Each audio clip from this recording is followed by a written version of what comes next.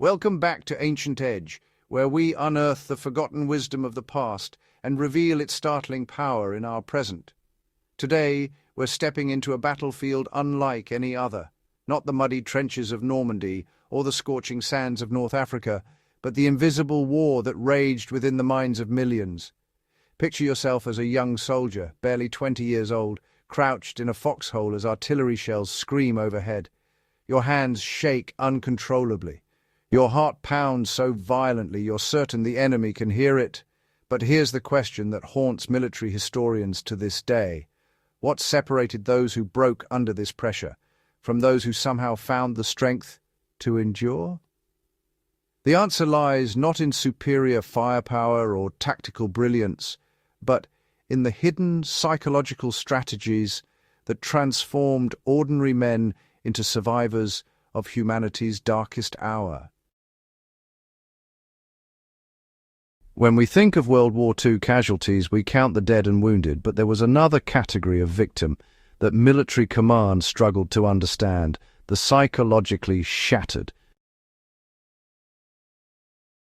Beyond the physical carnage of bullets and bombs, soldiers faced an invisible enemy that followed them everywhere: the crushing weight of psychological trauma.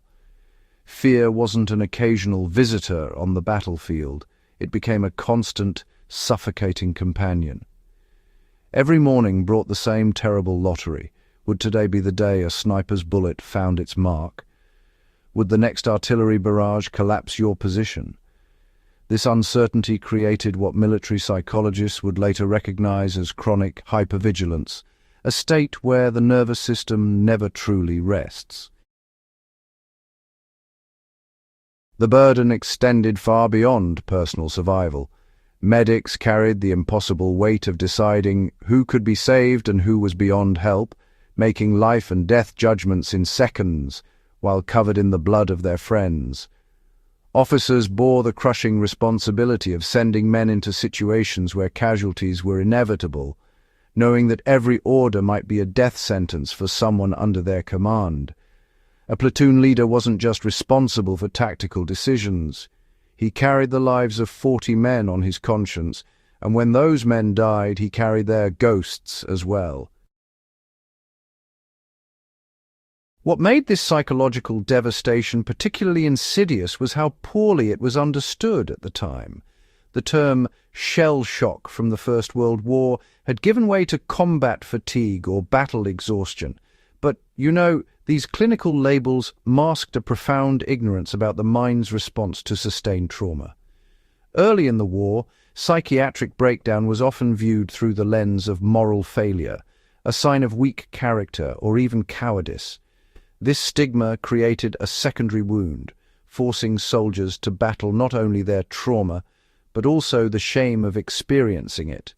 Only gradually did military medicine recognize that psychological collapse wasn't a character flaw, but an inevitable consequence of exposing the human nervous system to horrors it was never designed to process.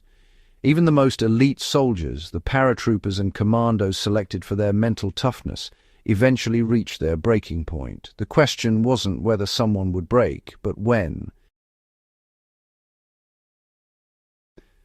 Yet, amidst this darkness, something remarkable emerged. Soldiers began developing psychological defense mechanisms, mental tricks that allowed them to function in an environment of constant terror. These strategies weren't taught in any manual. They evolved organically as men discovered what worked to keep their minds intact. The foundation began long before the first shot was fired, in the grueling repetition of basic training. When drill sergeants screamed orders until soldiers could execute them in their sleep, they weren't just teaching physical skills, they were building psychological armor. The goal was to create conditioned responses so deeply ingrained that they would override the brain's panic response in combat. When chaos erupted and rational thought fled, muscle memory and training would take over. This mental conditioning extended beyond individual skills to encompass a deeper psychological transformation. Military training deliberately incorporated stress, uncertainty, and controlled chaos to inoculate soldiers against the shock of real combat.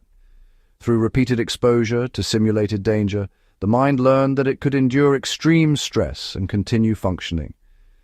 This process of systematic desensitization wasn't perfect, but it created a foundation of psychological resilience that proved vital on the battlefield.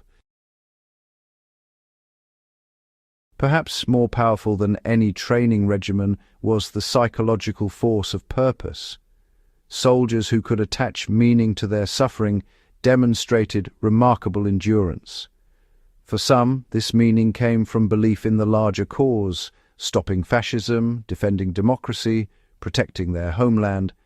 But military psychologists discovered something unexpected. Abstract ideological motivations often proved less powerful than immediate human connections. The most resilient soldiers weren't necessarily those with the strongest political convictions, but those who felt the deepest responsibility to their comrades. This shift from fighting for a nation to fighting for the man next to you created an intensely personal stake in survival that no amount of propaganda could manufacture. Beyond these formal sources of resilience, soldiers developed their own adaptive coping mechanisms that would seem, well, bizarre to outsiders, but were crucial for psychological survival. Dark humor became a universal language in foxholes and barracks, with jokes about death and suffering that would horrify civilians. This gallows humor wasn't callousness.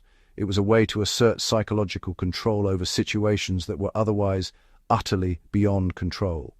Superstitions flourished, lucky charms, rituals performed before battle routines that had to be followed exactly. While medics and officers might dismiss these as irrational, they served a vital psychological function by creating the illusion of control and predictability in a chaotic world. Even small acts of defiance against military bureaucracy or the enemy provided psychological relief, momentary assertions of individual agency that reminded men they were still human beings with choices, not just cogs in a vast military machine. If military psychologists learned one lesson from World War II, it was this: the primary unit of survival wasn't the individual soldier, but the squad. The bonds forged between men who faced death together created what might be called a psychological shield, a collective resilience that was far stronger than any individual's mental fortitude. These weren't merely friendships, they were relationships forged in shared trauma, bound by mutual dependence for survival, and deepened by experiences that could never be fully explained to those who hadn't been there.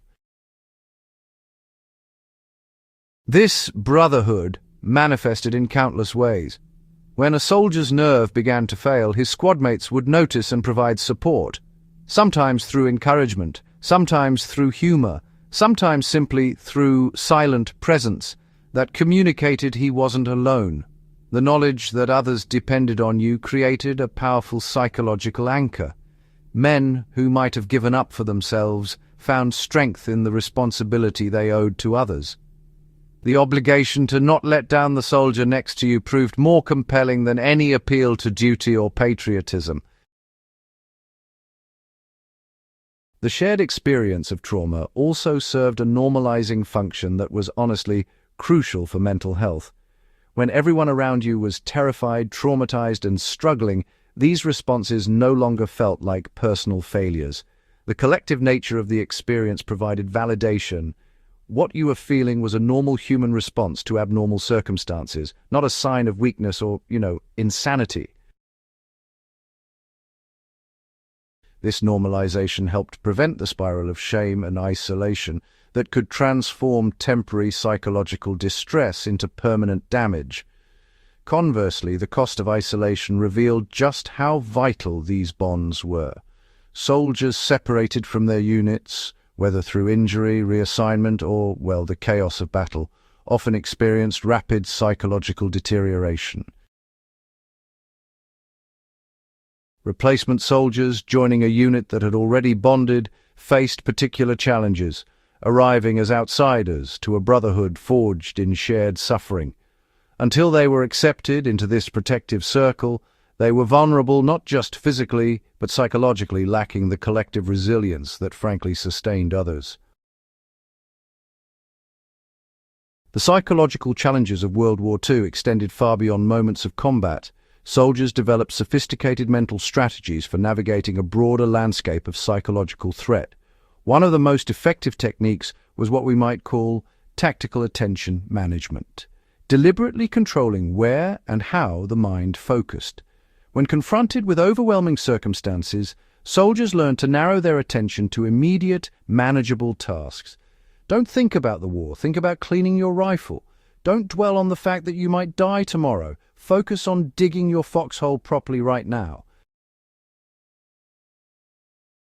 This practice of breaking overwhelming reality into small, controllable pieces created a sense of agency and purpose that was, honestly, psychologically protective.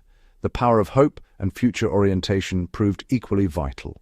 Viktor Frankl, a Holocaust survivor and psychiatrist, later theorized that having a reason to live, a purpose that extended beyond the present horror, was the single most important factor in psychological survival.